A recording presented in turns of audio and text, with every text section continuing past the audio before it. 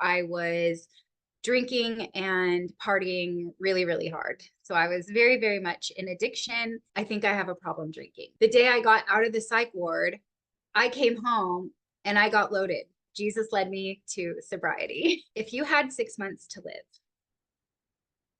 what would you be doing?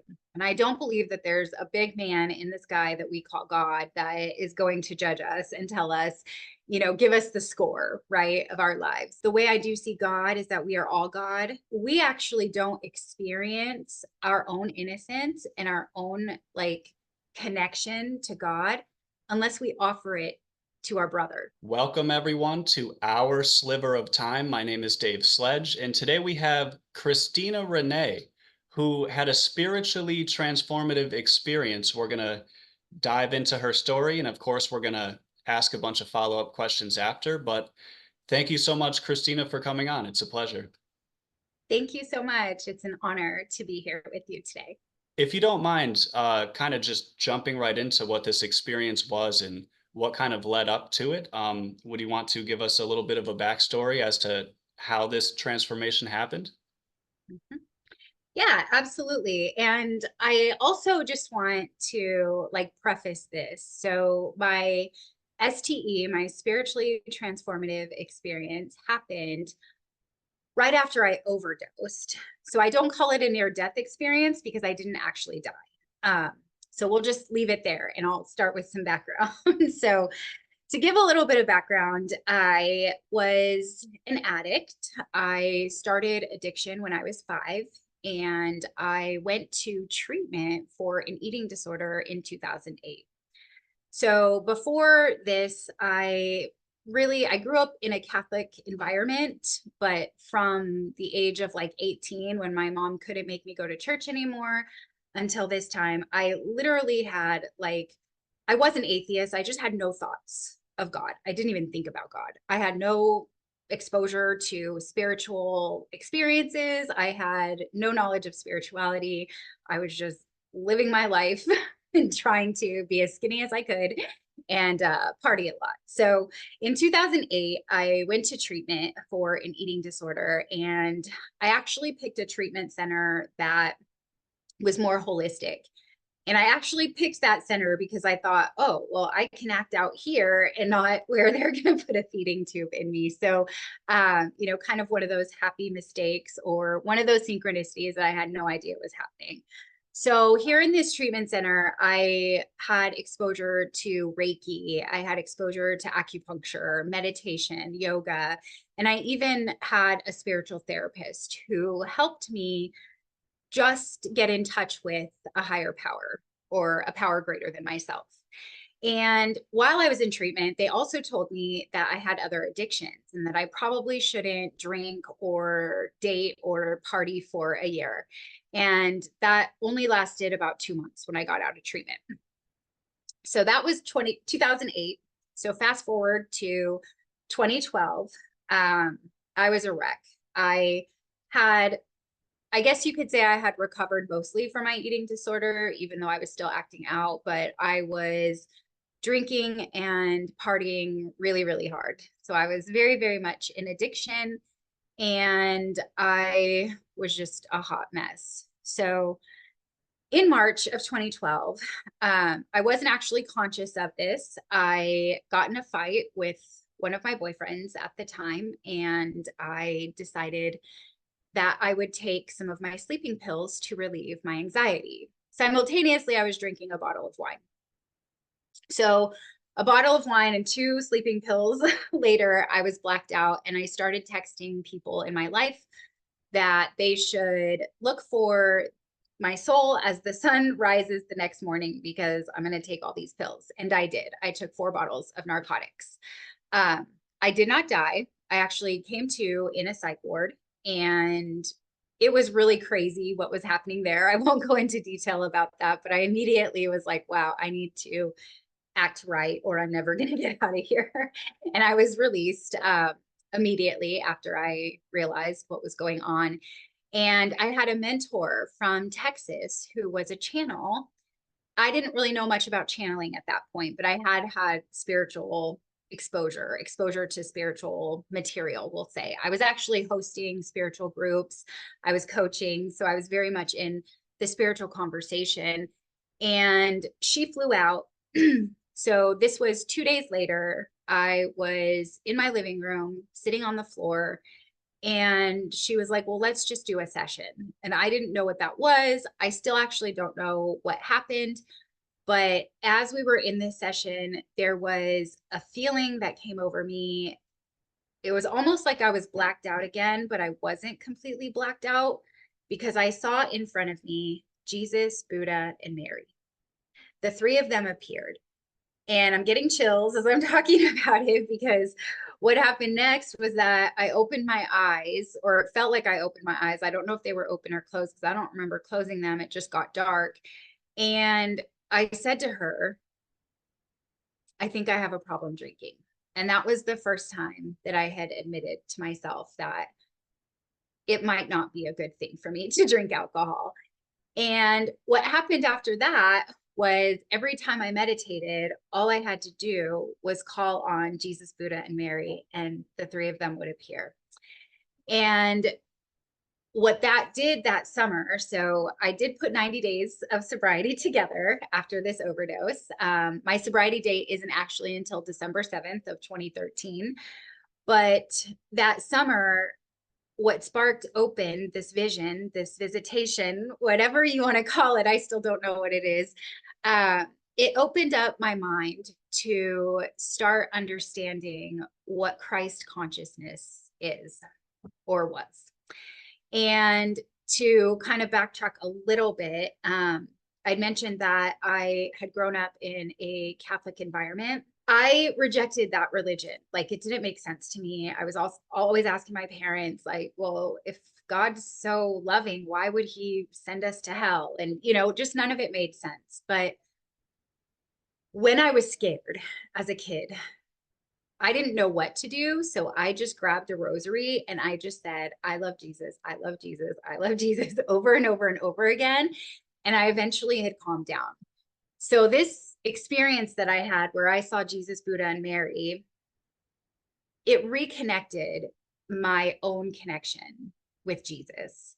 And like I always say, if you watch my content on TikTok, if you see me on Facebook, or even sometimes on my own podcast, I always say that Jesus is my hero and I am not a Christian because I really dove into the teachings of Jesus, the real teachings. And my life was transformed after that. I did get sober not too long after that. And that was because I started a group that studies A Course in Miracles, which is also a work of Jesus. And yeah, I always say Jesus led me to sobriety. He showed up after I overdosed and he led me to sobriety. And I also wanted to say this, like, it's coming in really strong, is that, that was a very spiritually transformative experience. Like, there was presence in the room with me that day with Jesus, Buddha, and Mary, and continuing on after that as I meditate. But I believe that we are spirits. So every moment we have an opportunity to have a spiritual experience, that just being present in the moment itself is a spiritual experience. In other words, you believe in Christ consciousness, but maybe just not every single story within those books. Yeah, so it opened up a whole world for me. So I had this view, this belief that, Jesus was God. And I don't know if that was taught to me or if that's just what I made up in the church when I was going to church. But what it did was it showed me that, Jesus, Christ consciousness, is about love. It's not about judgment. It's about oneness. It's not about separation. And all these things that I learned being exposed to religion. And I'm going to be very transparent and say that I really don't know much about religion because I checked out. I had an eating disorder. I didn't resonate. So most of the time when I was in church or in catechism, I was somewhere else. I don't know where I was. But it showed me that Jesus was a man and he's not above me. He's not something to aspire to. That, and it says in the Course in Miracles, and it says in the Way of Mastery, which are scribed works, channeled, they're channeled. Jesus wrote them through other humans. It says, he says over and over again, there's nothing that I haven't done that you can't do. And he teaches us how to use our minds to reach that level of enlightenment, I guess you could call it. I don't know. It feels like a weird word to say, but yeah. When you were in that moment with your friends and you had that experience where you saw Mary, Jesus, and forgive me, I forget what the other one was. Um, Buddha. Buddha? Okay. Yeah. So when you were in that moment, and that's when you told your friend that you think you have a problem with drinking, that was when you kind of admitted it to yourself and to that person. Do you believe the presence that you were feeling at the time pushed you in that direction, or kind of like played into why you felt the need to admit that at the time? Yeah, I don't even think I admitted it myself.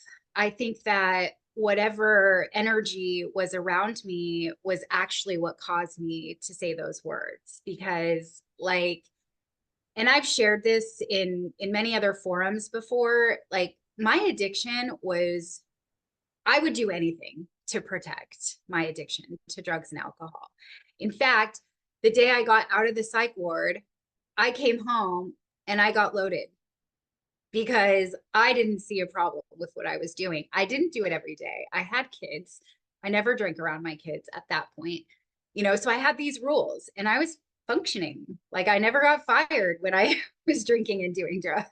So I believe that not only did it lead me in that direction, but I feel like that energy was stronger than me. Actually, I think that Jesus, Buddha, and Mary, the trilogy of the three of them, the energy that was present is what actually brought those words out of my mouth. You said that you were quite functional, and my question to you is actually, do you believe that there's functional alcoholics, right, and potentially drug addicts as well, of course. And then there's the ones that kind of like go off the rails pretty early on. I find like an irony. I feel like the more you're able to function, the longer the behavior is going to go for. So like over the long term, the more damage you're doing. Of course, you could still do damage in the short term too, but do you think that your ability to function to that level kind of played into why you did it for as long as you did? Absolutely. Now, what I believe about alcoholism and addiction is that it's a disease and it is progressive. So, what I can say is that there might have been a point where we always say in the rooms, not yet. So, there could have been a point where I wasn't functional, but I definitely say that because I had my kids 50-50. So when I had them, I wouldn't drink or party. Um, and I feel like that played a part in, I was 34 when I got sober. 30, I was 32 when I overdosed and had the experience. And then I turned 33 after that, 34 when I got sober. So I believe that, the appearance, I want to clarify that too. I actually wasn't functioning. It just looked like I was. So the appearance of being a functioning person in society definitely prolonged my me getting sober. That summer, the summer of 2012, I did go through huge transformations, even though I did go back out and I did drink again for another year. There's a poem about footprints that is about Jesus and how Jesus carried you when there was only one set of footprints. And I know, and I don't know how I know, but I do know that Jesus was there to guide me into the addictions, and he was also guiding me out of the addictions.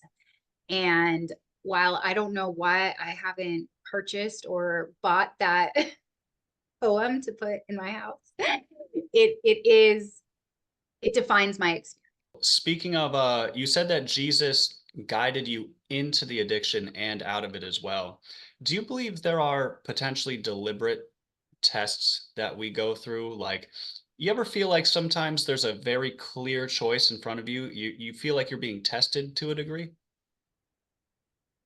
Yeah, that's kind of a tricky question. I used to believe that the universe tested us. And now, actually, after having interviewed so many near-death experiencers and past life regressionists and channelers, I have a different view. And in fact, pre-birth memories, those who've had pre-birth memories will say this as well. It's that so it's kind of a test, but it's kind of a not. It's like our free will. Like, what are we going to choose? So before we incarnate here, what I understand is that we see all the potential possibilities of how our life can go.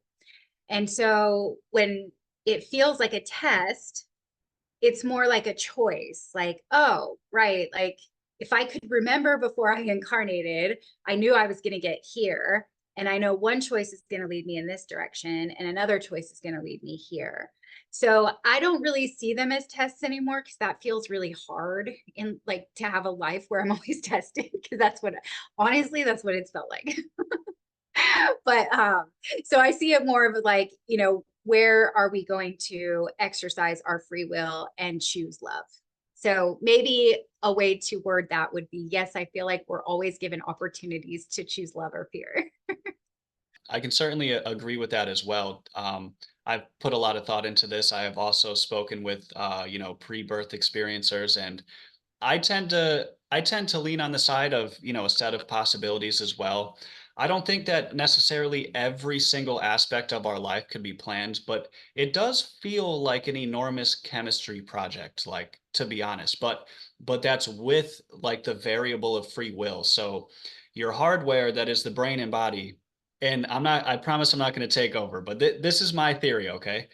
You have the hardware that is the brain and body, and this is where the chemist it's a chemistry project, but then your consciousness and free will can override that. So I feel like that's like a variable or something like this. So anyway, I'm kind of on a tangent, so let me tone it down. But I agree with your theory, though, by the way.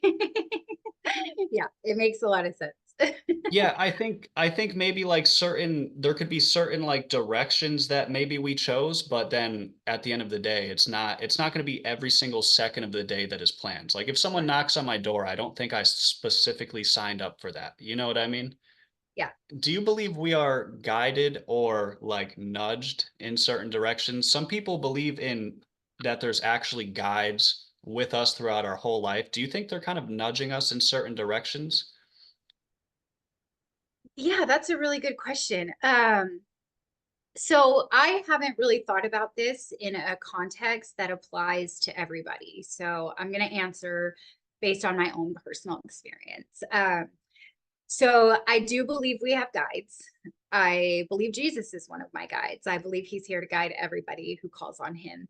And I do believe that we have our own specific set of guides. As a medium, I can get in touch with mine and with yours and, other people's as well. So as far as nudging us, the way that I understand it, because even since I've gotten sober and have, even gotten in touch with my gifts, I can make some really interesting choices. and, and so the way I see it is that they're from a different dimension. So they're actually watching us, and they don't have the same judgments we have about our choices. So like in the bigger picture, or we'll say fifth dimensional kind of, thinking, it's everything is good. Nothing is bad, right? It's not even good because it just is. And so I do believe when we ask, we will get the answers from our guides or our angels. Um, I don't know that I think they are nudging us. I see angel numbers all the time. I see signs. Sometimes I'll ask for a sign and then I'll see it after I ask for it.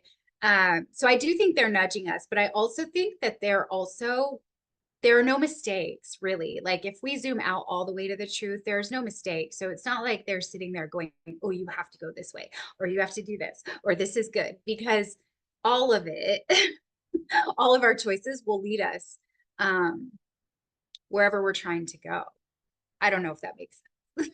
It makes sense. I could get down with that. It's interesting that you speak about judgment because that was going to be my next question. You speak about judgment, and I recently interviewed a near-death experiencer that said, "We are not judged because we did not write the code," which I always think is interesting because of, like I said, how it's kind of like a chemistry project, right, with the hardware. But do you believe that potentially we judge ourselves after this life, or do you think maybe when the self like fully dissolves that all of the judgment goes away? I don't actually know, but I don't believe, I know what I don't believe. And I don't believe that there's a big man in the sky that we call God that is going to judge us and tell us, give us the score, right, of our lives. Um, what I gather, because the way I do see God is that we are all God. So God is the source that powers all of us, and we are all a piece of source. And when I interview near death experiencers and they talk about their life reviews, they talk about it in a sense of how they're watching their life and they're experiencing it from their point of view, and also the person that was impacted. And so if there is any judgment, it's us judging ourselves, but not in the way that we understand the word judgment collectively, right? It's not like, oh, you were so bad, that was so wrong, you're going to get punished or you're going to have discipline, but more just like in a way of like, oh, wow, that's how I impacted that person. That wasn't as kind as I wanted to be, or something to that effect. Both yourself and I interview near-death experiencers. My question to you is, what is it like interviewing near-death I know how it is for me, but what is it like for you interviewing near-death experiencers all the time and just constantly collecting these stories, some of them might conflict, right? So now you're left with, this idea, that idea. Like for you, do you try to put the pieces together? How do you handle this? Yeah, I love this question. Okay, so I started watching podcasts of near death experiencers, and I just remember feeling, I'm very empathic, I'm very sensitive. So there's it's almost like I can feel their experience with them. So I started to get overloaded with all kinds of curiosities, which is why I decided to interview them so that I could ask them my own questions. Sometimes the interviewer didn't have the same curiosities as me.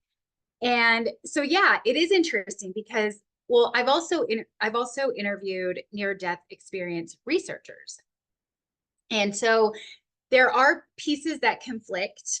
Um, but the similarities, what I find is the similarities, and when I feel them, that's what I resonate with. And I feel like I'm getting a dose of unconditional love like daily when I'm interviewing them. That's what it feels like.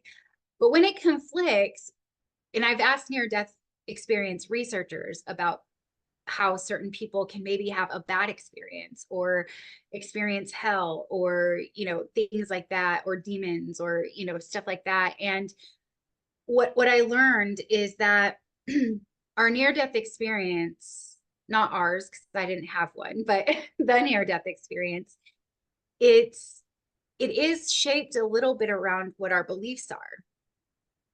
And so when there's big conflicts in what the stories are being shared, it feels like all of it's true, and that basic principle of our beliefs really create our reality is just at play, if that makes sense. What actually happened was, for the first time ever, what I have been learning and experiencing since I started studying the Course in Miracles right after I overdosed in 2012 lines up with what they've shared about our beliefs having an impact, about how our beliefs actually create our reality. So if we believe that there is a hell, then that's what we're going to create, right?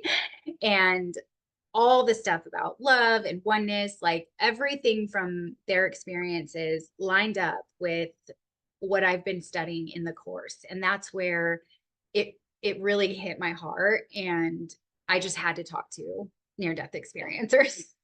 It was a no-brainer. You bring up an excellent point. When it comes to people that have had like hellish experiences, and maybe is it determined by our mental states at the time?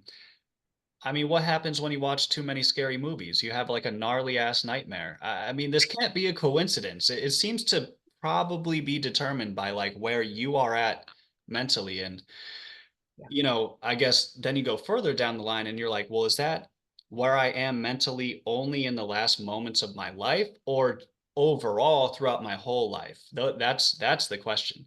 Um, Yeah. Hopefully it's overall, because then you could just like, what if you get scared in the last 2 seconds, but Right. anyway, let's switch gears here. Actually, we're gonna perfectly switch gears here. So instead of hell, I have a quote from you that says, "We don't get into heaven alone. We take our brothers with us." What exactly did you mean by this? Yeah. Yeah. So that is something that I've learned through the Course in Miracles and the Way of Mastery. And I'll try to dissect it in a way that it makes sense. Uh, so if we go back to that, what I was saying about oneness and Christ consciousness and how we are all a piece of the one source that I now call God, it took a journey to get there. And then what Jesus says about the kingdom of heaven is within us. So there's a lot of, and I don't really know how to say this, but there's a little bit of a subculture within the spiritual community, which is all about me. If I meditate, if I pray, if I, then I'm going to be enlightened. And what the Course teaches is that we actually don't experience our own innocence and our own like connection to God unless we offer it to our brother. So if I'm holding grudges against my kid's dad or an ex or my mom, if I'm holding that grudge and I haven't forgiven them, then I can't experience heaven because I'm carrying all that resentment. But if I can offer them their innocence, like Jesus said, forgive them for they know not what they do. And forgiveness is really for our own peace and happiness. So if I can really see that, not just say it, but really see that they are one with me, that they are a reflection of me, that they are one with God, and I'm really offering them their forgiveness and the love, that's when we experience the kingdom of heaven that is within us. We don't experience it alone. We experience it in connection, in communion with other people. Do you believe in the grand scheme of things, life seems to be chaotic, it's harmonic, it's all these different types of things, but it does seem to be a bit of chaos, to be fair. Do you believe that things are somehow still in a divine order? I do. I do. And what I want to say about this question is that the Course in Miracles, which has been so profound, right? I found it right after I had my spiritual experience seeing Jesus, Buddha, and Mary, and I've been studying it since then. And it's basically taken all the pieces of everything that I've been exposed to and kind of puts it all into what feels to be the truth. And the way that the Course defines it is that there is a world that we can't see right now because our ego, there's so much interference from the ego that blocks us, right? Or the resentments we hold, right? Like the grievances or the grudges that we have against other people. It interferes with our ability to see the real world, which is the world of heaven, that we manifest anything we want as soon as we want it, right? Where it's only love.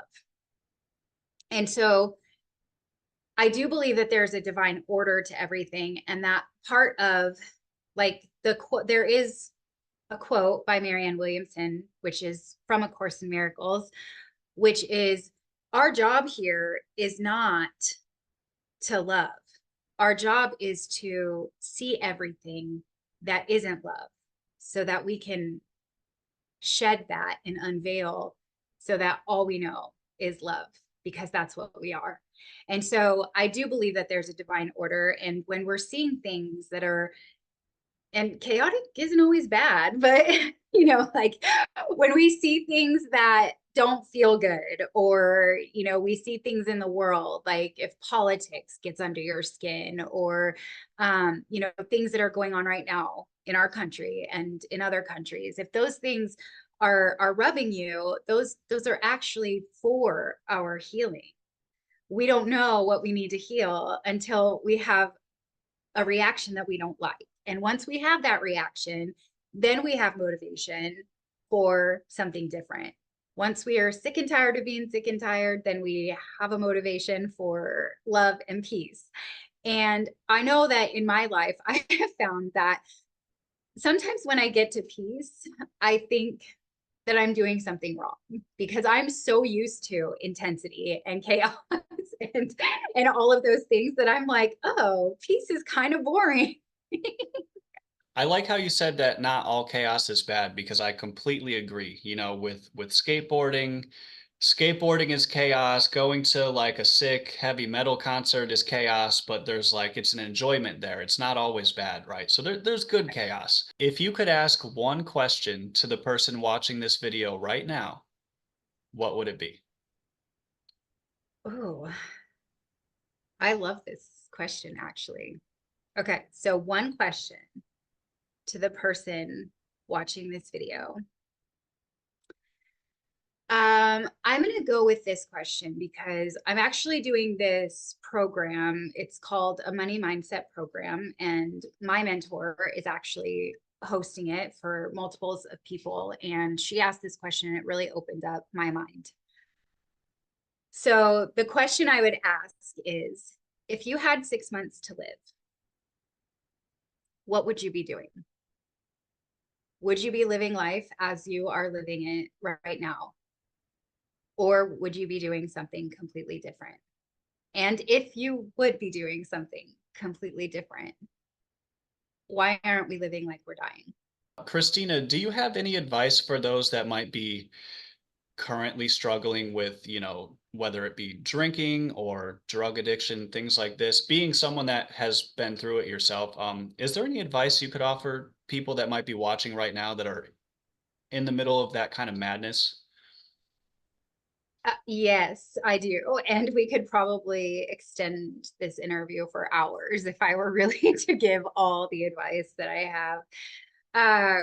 But what I want to say most, or what wants to be expressed most, what's coming up the most loud, is that no human power could have relieved us of our alcoholism or our addiction. So if it's something that you're struggling with and you think that you have the power, that it's willpower, or that you should just be able to stop, like, just let that go. And honestly, in all of my addictions, yes, I got recovery and I also relapsed. It took me 5 years to get sober from drugs and alcohol. And every moment that the two main moments where I actually recovered from my eating disorder and the day I decided to get sober were not your typical bottoms that people would normally think are bottoms, right? Like overdosing, people would think, oh, if you overdose, maybe you want to stop. That wasn't my case. So when you are sick and tired of being sick and tired, when you are willing to surrender to a power greater than yourself, you don't even have to believe in God. I'm sure most of the people watching this believe in some sense of a higher power, but even just where two or more gather, that is a power greater than yourself. And so when you're willing to surrender, when you're willing to surrender to a power greater than yourself, and you're willing to get honest, that's when the magic happens. And it really does take surrender, because had I tried to fix my own problem on my own, it would have never worked. I had to be willing to listen to someone who had what I wanted and did what they did to get the same result. Do you have any advice for those that might have existential questions? maybe fear of death, or if they have not had these spiritual experiences, they haven't had a near death, out of body experience, they might feel like they're on the outside looking in. Do you have any advice for people to kind of tap into their spiritual side? Yeah, that could be another 3-hour conversation as well.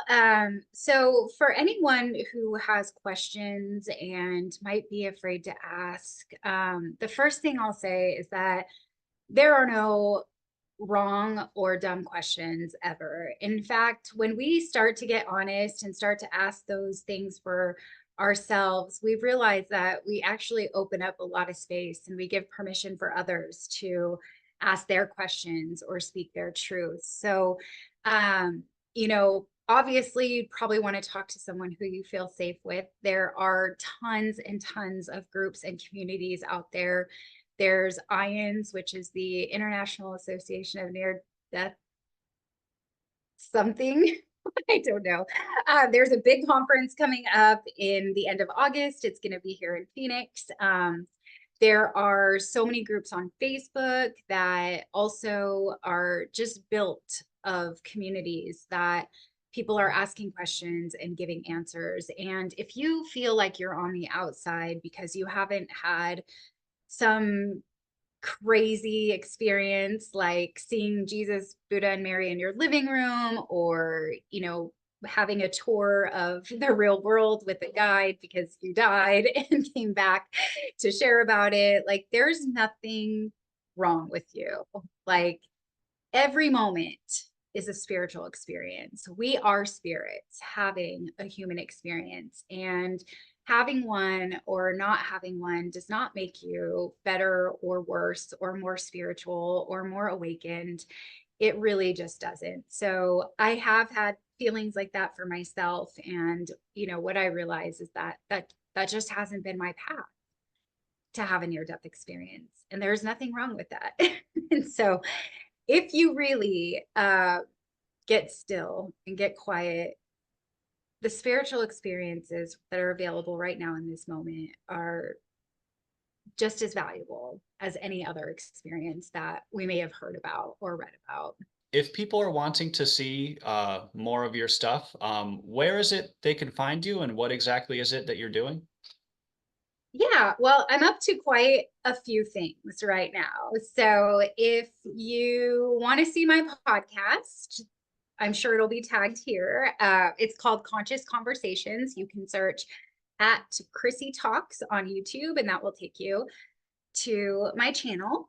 I've had my podcast for about a year, and I've interviewed a whole bunch of different people, not just near-death experiencers. So there's lots of information and content on that channel. If you want to work with me or you're interested in any of the workshops that I hold, you can go to mysticsplayground.com and explore there. You can see our workshops, and you can also fill out an interest form if you want to chat with me. And I'm on every social media channel: Facebook, TikTok, Instagram.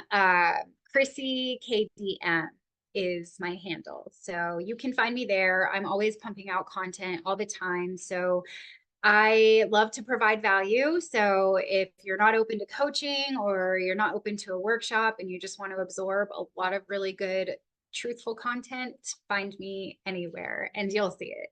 You were kind enough to have me on, and we went a little bit off the rails talking about how gorillas are people and all this type of stuff. So you can check that out as well.